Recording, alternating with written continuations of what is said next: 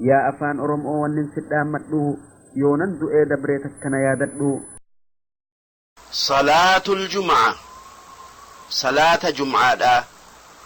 تناندر ون دبن هير صلاة قوي أرى تكا قوي في halkan keessa dalagamuuti sun subhi'ii fi zuhri'ii fi casri'ii fi maghribaa ishaa'ii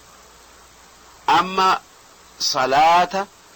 torbaan keessaa dalagamu dubbanna sun salaata jum'aadhati jum'aan nama islaamaa baaligh aaqil imaltuu hin tayin dhiira bilisummaa qabdurratti wajjabdi yoo waan irraa isa dhoowwu hin qabaatin jum'aan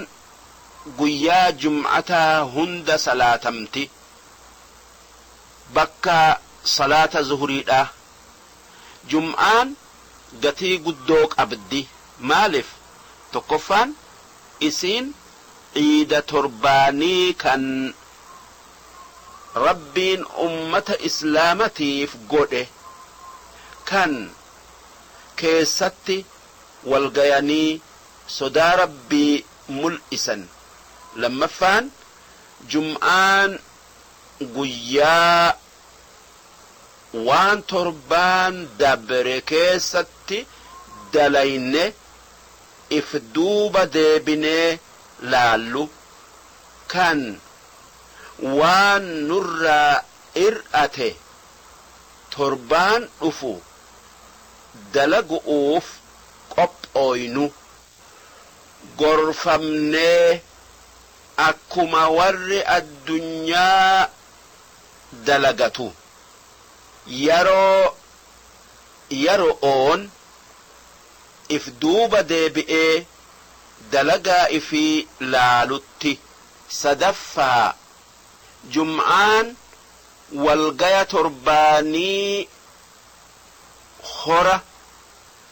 tokkummaa islaamaa mul'isu haala gaari'iin xaliilumma'aan walitti dhufanii afraffaa jum'aan wanni nuu mul'isu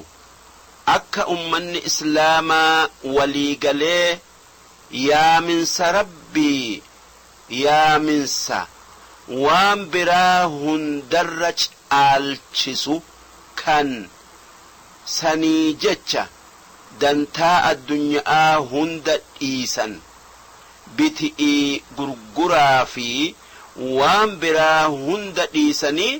bakka itti yaamaman dhaqan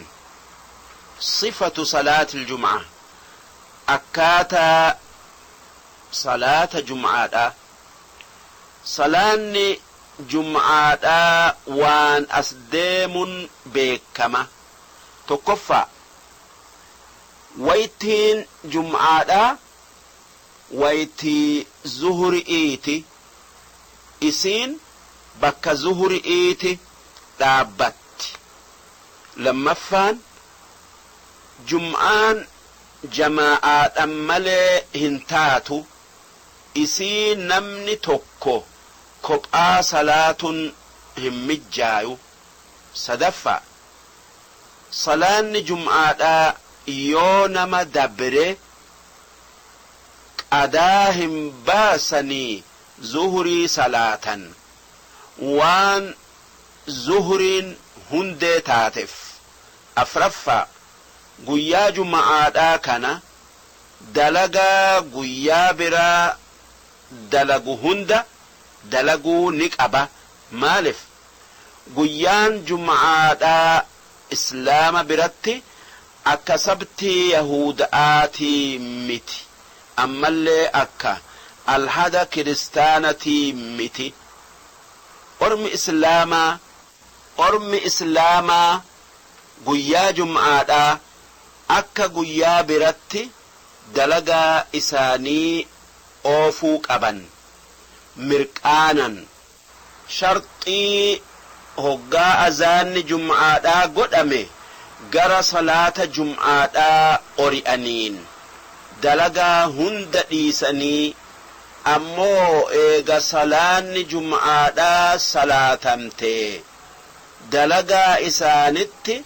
deebi'uu ni qaban. shanaffaa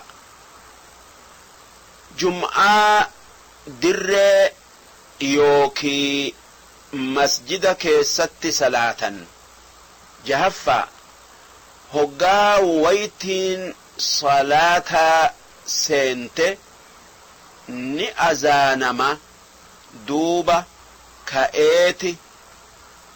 imaamni khuxbaa qara'a yookaa dheertuu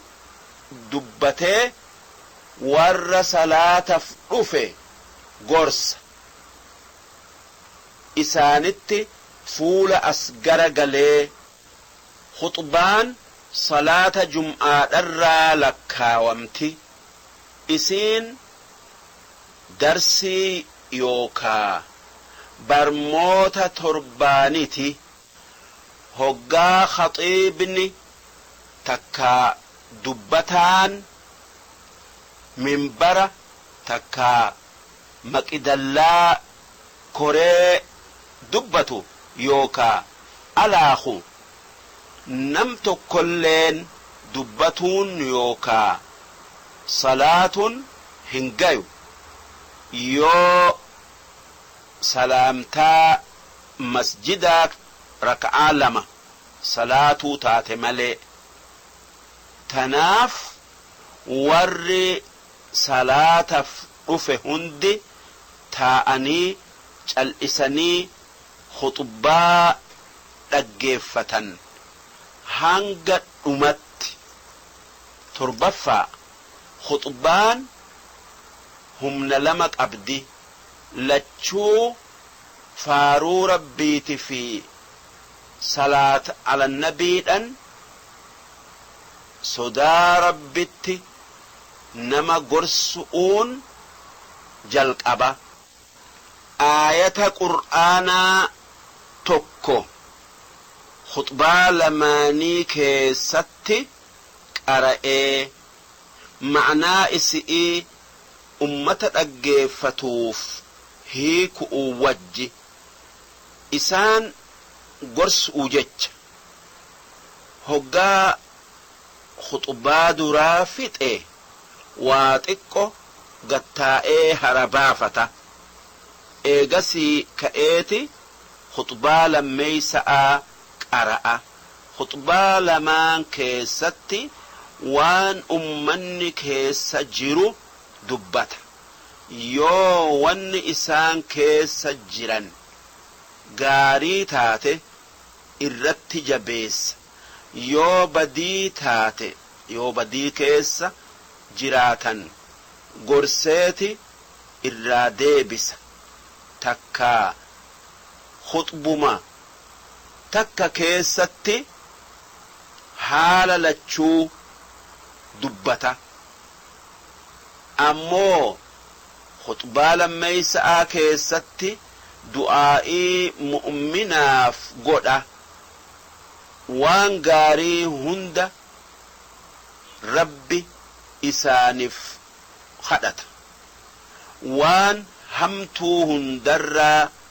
rabbitti isaaniif maganfata. saddeetayfa eega khuxba'arraa raaw'atee iqaaman godhamteeti imaamni raka'aa lama namaan salaata faatihaadha fi